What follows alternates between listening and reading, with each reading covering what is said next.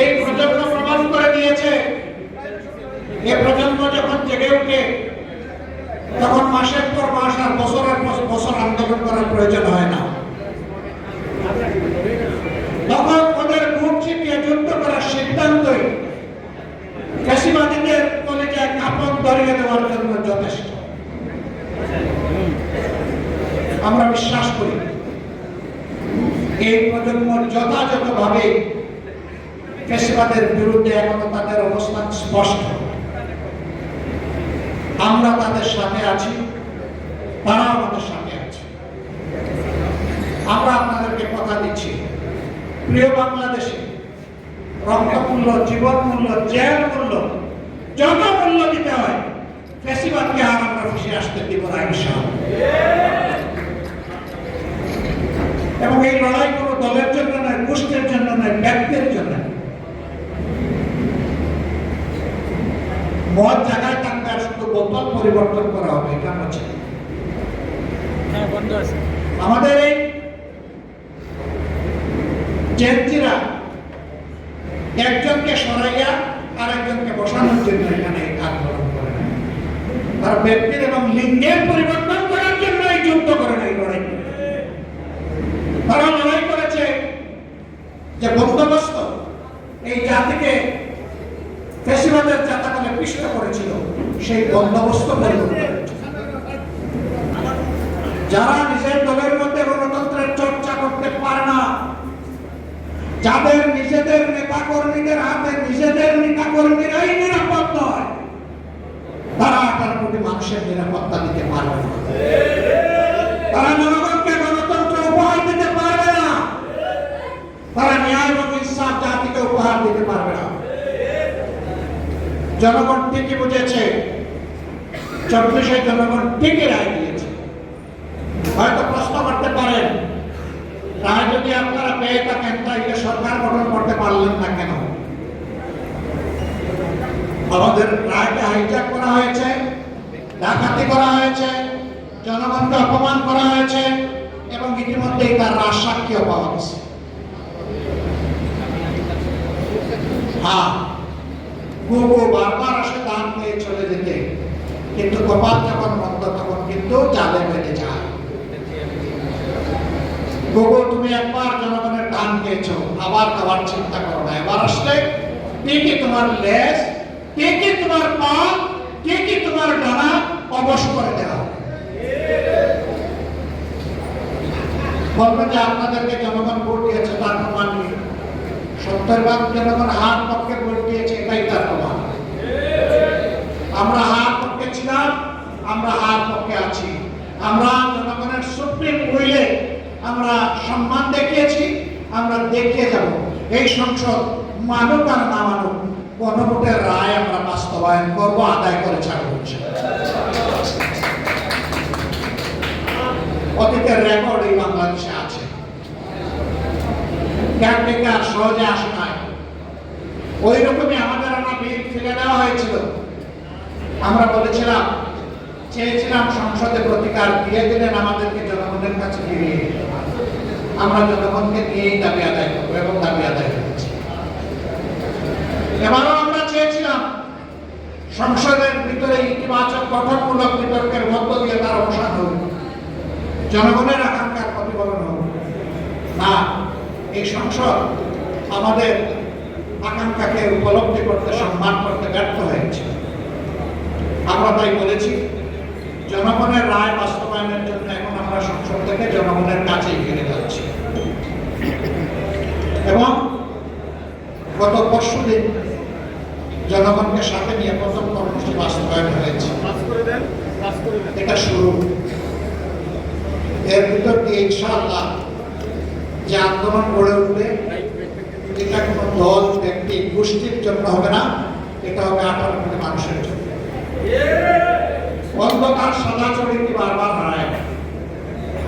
আমরা একবার হারিয়েছি, এই ছড়িকে এখন দাঁতে কামড় দিয়ে আমরা ধরে রাখবো ইনশাআল্লাহ।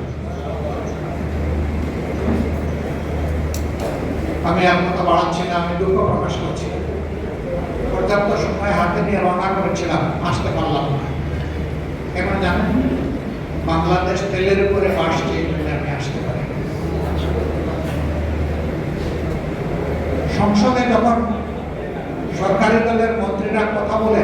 মুরব্বীরা কথা বলেন তখন মনে হয় বাংলাদেশে এখন দুধের নহর নয়, তরল সোনার নহর হয়ে যাচ্ছে। আমরা যখন জ্বালানি সংকট আর জনগণের ভোগান্তি নিয়ে কথা তুলি, আমাদের নোটিশটা আলোচনায় আসতেই দেওয়া হয় সত্য জনগণের কাছে প্রকাশ পেয়ে যাবে।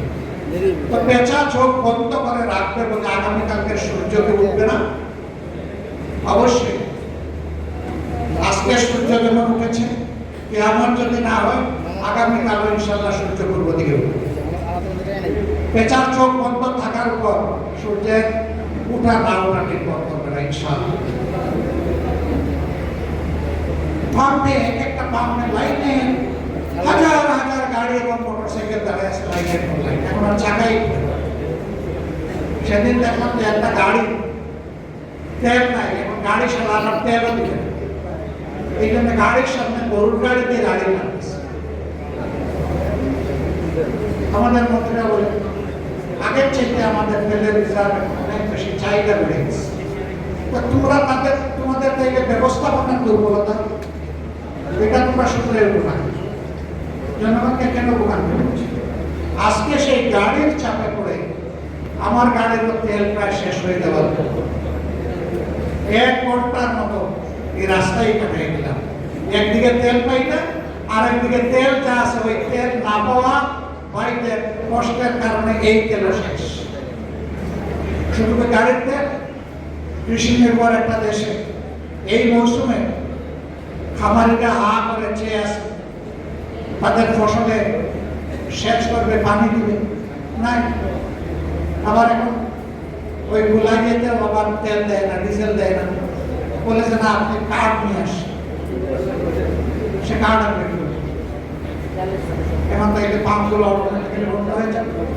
এর কুফল হিসাবে আগামী মৌসুমে আমাদের খাদ্য উৎপাদন মারাত্মক ব্যাহত হবে এবং খাদ্য ঘাটতি বাংলাদেশ পড়বে।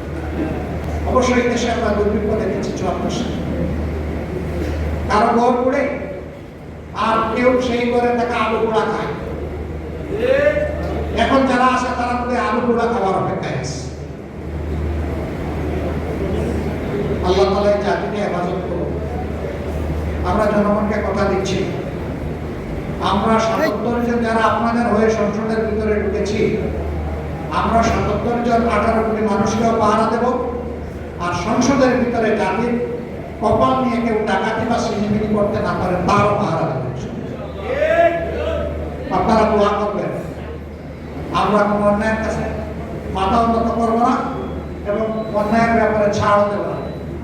আমাদের পলিসি স্পষ্ট, ন্যায়ের কাছে সহযোগিতা সমর্থন, অন্যায়ের বিরুদ্ধে প্রতিবাদ এবং প্রতিরোধ। সেই জ্ঞান আমরা তুলে রাখবো ইনশাআল্লাহ। আল্লাহ বাংলাদেশকে নব্য ফেসিবাদের হাত থেকে মুক্ত করার ব্যবস্থা করবে।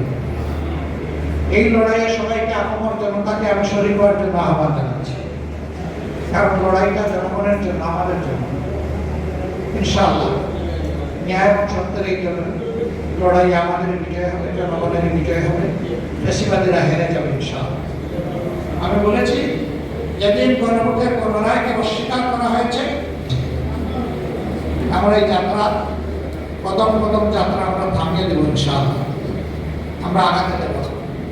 আরেকটা বিষয় বলেই শেষ করছি, জ্বালানি সংকট মোকাবেলা করার জন্য আমাদের ফেরেশতা শিশুদের উপরে প্রথমে হাত করেছে, তাদের স্কুল বন্ধ করে দিয়ে করে পাঠিয়ে দেওয়া হচ্ছে।